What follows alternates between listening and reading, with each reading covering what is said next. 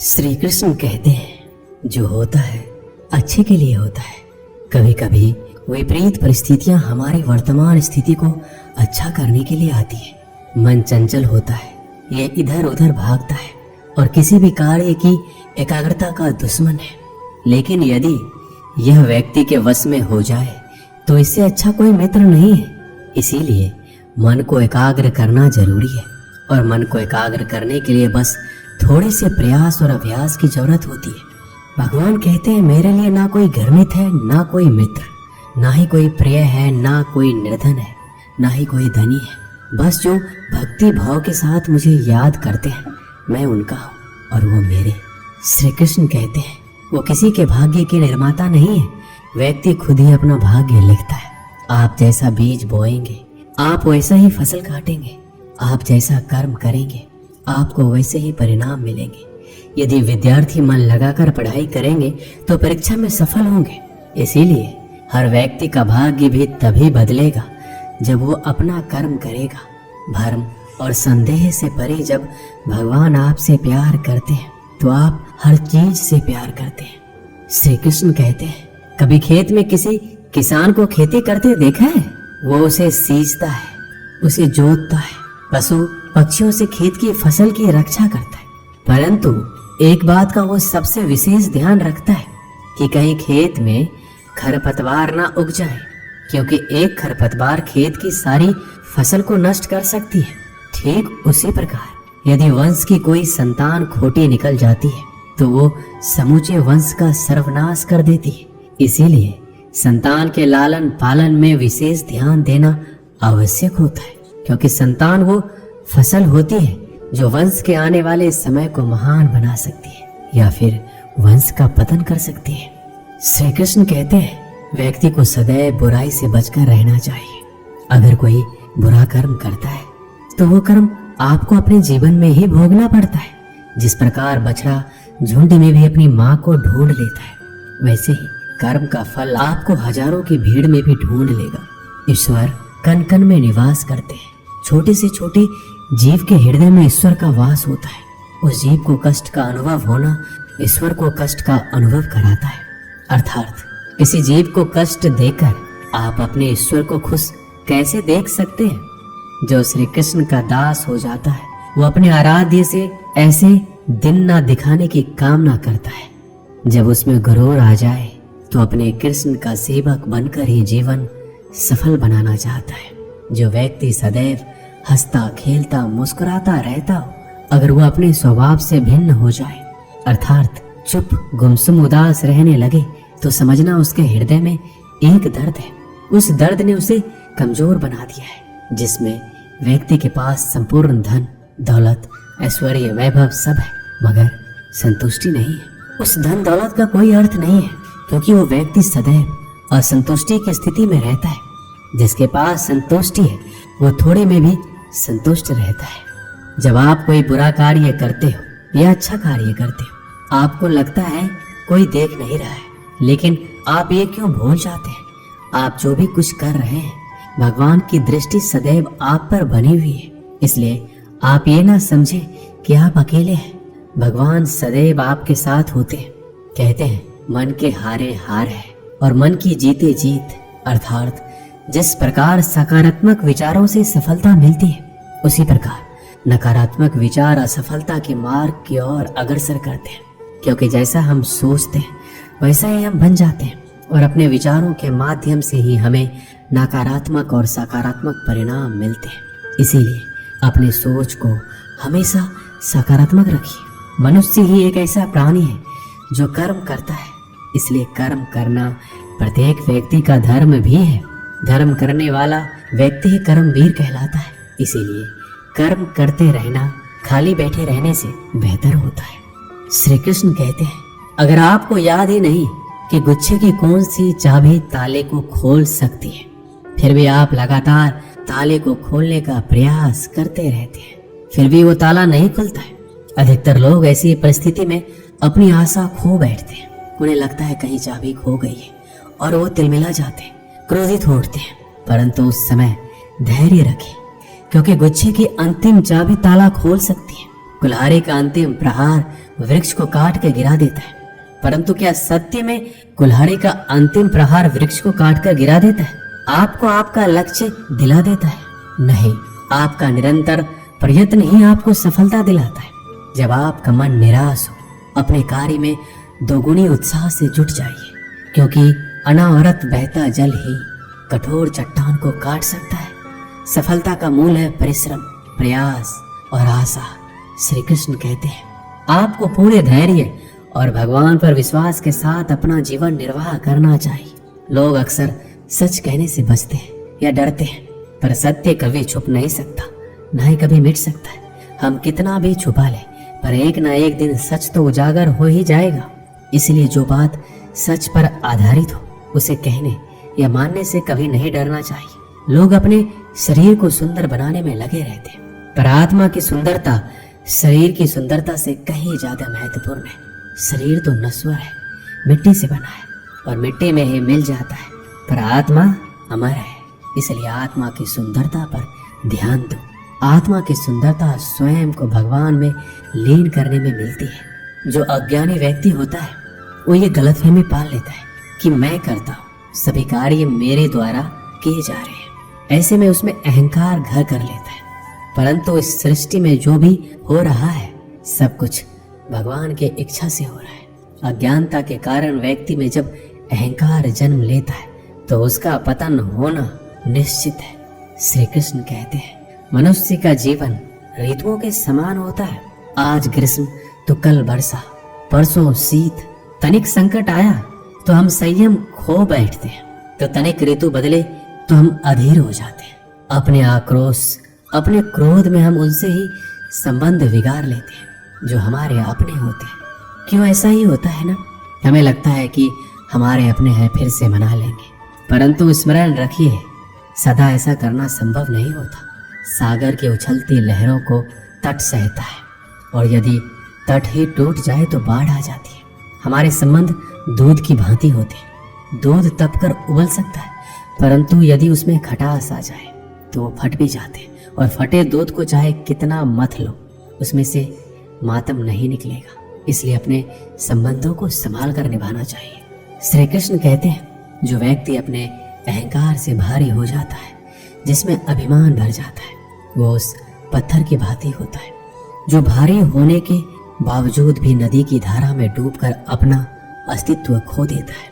अगर किसी लक्ष्य, खुशियां, सफलता की प्राप्ति में लंबा समय लग रहा है, प्रतीक्षा की अवधि अधिक है, तो हो सकता है आपकी अपेक्षा से ज्यादा आपको मिलने वाला है। अपने कर्म पर अड़िग रहिए और विश्वास रखिए उस ईश्वर पर जो आपके कर्म की परीक्षा ले रहा है। जो लोग जीवन को भूत और अतीत के भरोसे छोड़ देते हैं, उन्हें श्री कृष्ण सावधान करते हैं। जीवन का अर्थ ना भूत है ना भविष्य, जीवन केवल और केवल वर्तमान है।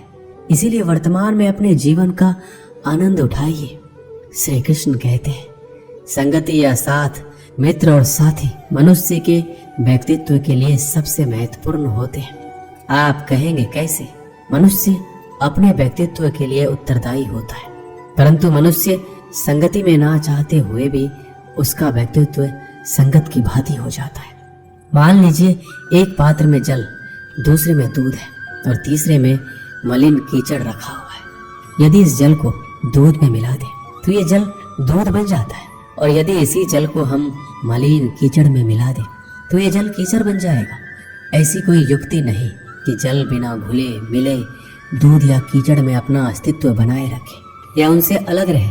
और ठीक ऐसा ही मनुष्य के जीवन में भी होता है। यदि एक गुणहीन व्यक्ति गुणवानों की संगत में बैठे तो उसे लोग क्या समझेंगे? गुणवान, सम्मान का पात्र समझा जाएगा। और यदि एक गुणवान व्यक्ति गुणहीनों की संगत में जा बैठे तो उसे भी तिरस्कार मिलता है। इसलिए अपने जीवन में सदैव संगति सोच समझकर सावधानी से चुनिएगा। श्री कृष्ण कहते हैं वो सब कुछ करो जो तुम्हें करना है, लेकिन लालच से नहीं, अहंकार से नहीं, वासना से नहीं, ईर्ष्या से नहीं, बल्कि प्रेम, करुणा और भक्ति के साथ। श्री कृष्ण कहते हैं नरक के 3 द्वार हैं, काम, क्रोध और लोभ। जो व्यक्ति कामी प्रवृत्ति का होता है, जिसके मन में लोभ होता है, और जो अत्यधिक क्रोधी स्वभाव का होता है, उसके लिए नरक के द्वार सदैव खुले होते हैं। अर्थात ऐसे व्यक्ति को तो सिर्फ नरक में ही जगह मिलती है। मनुष्य सब कुछ चाहता है पर सब कुछ उसे नहीं मिल सकता। आपको जो नहीं मिला उसके लिए पश्चाताप मत करो, और जो आपसे खो गया, जो आपसे अलग हो गया, उसके लिए निराश भी मत हो। भगवान कहते हैं, मैं सभी प्राणियों के हृदय में स्थित आत्मा हूँ। मैं ही सभी प्राणियों का आदि, मध्य और अंत हूँ। समय एक सा नहीं रहता। आज दुख है तो कल सुख भी आएंगे, और सुख के बाद दुख आना भी स्वाभाविक है। श्री कृष्ण कहते हैं, मनुष्य भी बड़ा विचित्र प्राणी है। अपने से नीचे के स्तर के लोगों को हीन की दृष्टि से देखता है, उनका उपहास उड़ाता है, उनसे बार बार कहता है कि तुम्हारा कुछ नहीं हो सकता, तुम भविष्य में कुछ नहीं कर पाओगे। जब मनुष्य के पास धन, संपत्ति, मान, सम्मान होता है तो दूसरों का आदर नहीं करता, परंतु वो एक बात भूल जाता है कि उससे भी अधिक शक्तिशाली कोई अस्तित्व में है, और वो है समय। समय अपना चक्र कब बदलेगा ये कोई नहीं जानता। समय अपनी करवट कब लेगा ये कोई नहीं जानता। कोयला भी समय के साथ हीरे में परिवर्तित हो जाता है। इसीलिए जीवन में कभी भी किसी का उपहास नहीं उड़ाना चाहिए। श्री कृष्ण कहते हैं, निस्वार्थ कर्म को अपने जीवन में अपनाइए। जो विधाता की लेख में होता है उसी का फल हमें मिलता है। विधि के विधान को स्वयं ईश्वर भी नहीं टाल सकते। जिस व्यक्ति के पास आपके लिए मान, सम्मान और कद्र ना हो, उनके साथ रहना व्यर्थ है। वो सदैव आपके लिए शत्रुता का भाव रखते हैं। ऐसे व्यक्तियों के साथ रहने से उत्तम है आप अकेले रहें। इस जीवन में अधिक सरल होना भी अनुचित है। जो सरल और सीधे स्वभाव का होता है, लोग उसका अनायास फायदा उठाते रहते हैं। अच्छी किस्मत के लोग थोड़ा भी बुरा होने पर भगवान को कोसते हैं, और बुरी किस्मत के लोग थोड़ा भी अच्छा होने पर भगवान का स्मरण और धन्यवाद करते हैं। प्रभु अपने भक्तों की सदैव परीक्षा लेते रहते हैं। इस परीक्षा में भक्तों को अनेकों कष्टों का सामना करना पड़ता है। सामान्य लोग इसे अपना दुख मानकर पीछा छुड़ाते हैं, वहीं साधक तथा प्रेमी प्रभु की इच्छा समझकर उसका सामना करते हैं। जो लोग कहते हैं कि अपनों के आगे झुकने में कोई बुराई नहीं है, उन्हें ये मालूम होना चाहिए कि जो सच में अपने होते हैं ना, वो कभी झुकने ही नहीं देते। दिव्यता केवल शक्तिशाली होने में नहीं, बल्कि दूसरों में शक्ति जागृत करने में। जब लोग आपकी बुराई करें तो परेशान ना हो, क्योंकि वो लोग आपको महत्व देने का कोई और तरीका नहीं जानते। सबसे इस तरह का व्यवहार कीजिए कि कोई आपके बारे में बुरा भी कहे तो कोई उस पर विश्वास ना करे। हम ना बोले फिर भी वो सुन लेता है, इसीलिए उसका नाम परमात्मा है। वो ना बोले फिर भी हमें सुनाई दे, उसी का नाम श्रद्धा है।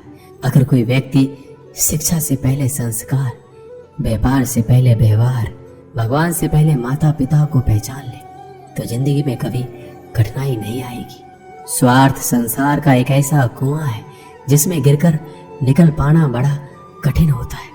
श्री कृष्ण कहते हैं, आपने चुंबक को तो देखा ही होगा, कैसे वो लोहे की ओर आकर्षित होता है और कैसे वो लोहे को अपनी ओर आकर्षित करता है, क्योंकि उसके स्वभाव में ही आकर्षण है। हम सबके भीतर एक ऐसा ही चुंबक होता है, विचार का चुंबक, जो सदा अपने ही जैसे विचारों को आकर्षित करता है। हम जो बोलते हैं वही करते हैं, उसी प्रकार हम जो सोचते हैं वैसा ही पाते हैं। साधु ईश्वर का नाम जपता है तो उसे ईश्वर मिल जाता है, अर्थात फल हमारी सोच पर ही निर्भर करता है। इसलिए हमेशा सकारात्मक सोचिए। एक शहर में एक परिश्रमी, ईमानदार और सदाचारी लड़का रहता था। माता पिता, भाई बहन, मित्र, रिश्तेदार उससे बहुत प्यार करते थे। सबकी सहायता को तत्पर रहने के कारण पड़ोसी से लेकर सहकर्मी तक उसका सम्मान करते थे। सब कुछ अच्छा था, किंतु जीवन में वह जिस सफलता प्राप्ति का सपना देखा करता था वह उससे कोसों दूर था। वह दिन रात जी जान लगाकर मेहनत करता, किंतु असफलता ही उसके हाथ लगती।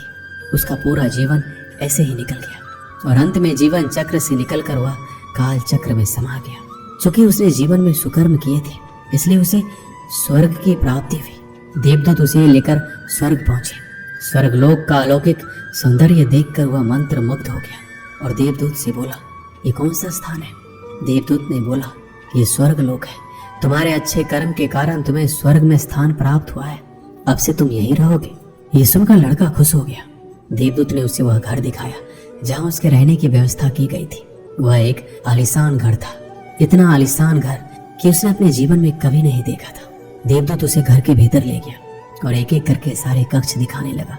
सभी कक्ष बहुत सुंदर थे। अंत में वह उसे एक ऐसे कक्ष के पास लेकर गया जिसके सामने स्वप्न कक्ष लिखा हुआ था। जब वो उस कक्ष के अंदर पहुंचे तो लड़का ये देखकर दंग रह गया कि वहाँ बहुत सारी वस्तुओं के छोटे छोटे प्रतिरूप रखे हुए थे। ये वही वस्तुएं थी जिन्हें पाने के लिए उसने आजीवन मेहनत की थी किंतु हासिल नहीं कर पाया था। आलीशान घर, कार, उच्चाधिकारी का पद और ऐसी बहुत सी चीजें जो उसके सपनों में ही रह गए थे। वह सोचने लगा कि इन चीजों को पाने के सपने मैंने धरती लोक में देखे थे किंतु वहां तो मुझे ये मिले नहीं।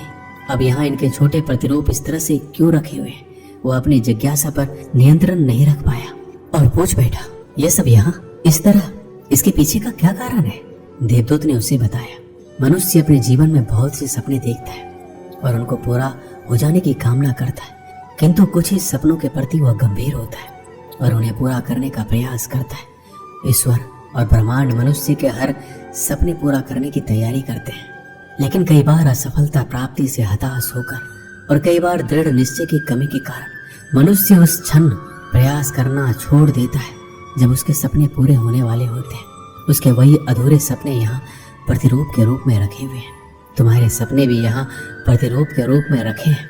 तुमने अंत समय तक हार ना मानी होती तो उसे अपने जीवन में प्राप्त कर चुके होते। लड़के को अपने जीवन काल में की गई गलती समझ आ गई किंतु मृत्यु पश्चात अब कुछ नहीं कर सकता था।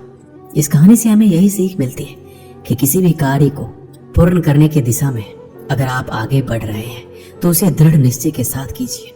चाहे कितनी भी मुश्किलें क्यों ना आए, चाहे कितनी बार भी असफलता का सामना क्यों ना करना पड़े, अपने सपने को पूरा करने की दिशा में तब तक प्रयास करते रहेंगे जब तक वो पूरे नहीं हो जाते। अन्यथा समय निकल जाने के बाद ये मलाल रह जाएगा कि काश मैंने थोड़ा प्रयास और किया होता। अपने सपनों को अधूरा मत रहने दीजिए। दृढ़ निश्चय और अथक प्रयास से उन्हें हकीकत में तब्दील करके ही दम लीजिए। श्री कृष्ण सदैव आपके साथ है। दोस्तों, इस वीडियो में बस इतना ही। मिलते हैं अगले वीडियो में। अपना ख्याल रखिएगा। जय श्री कृष्ण।